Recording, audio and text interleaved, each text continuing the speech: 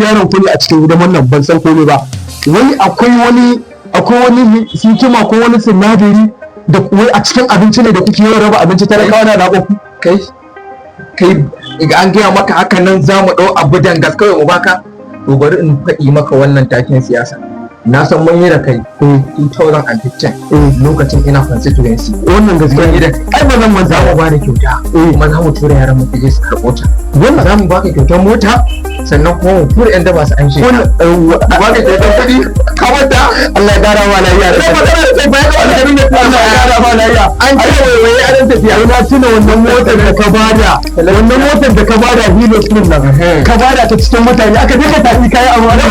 Yadda ka sa a tuna da ba ka zage suka da su. Na tuna. Fatattake mutum cikin dare ko an so na tuna. Wannan kai rage wannan dan cin zannan mawakin nan da ya maka waka.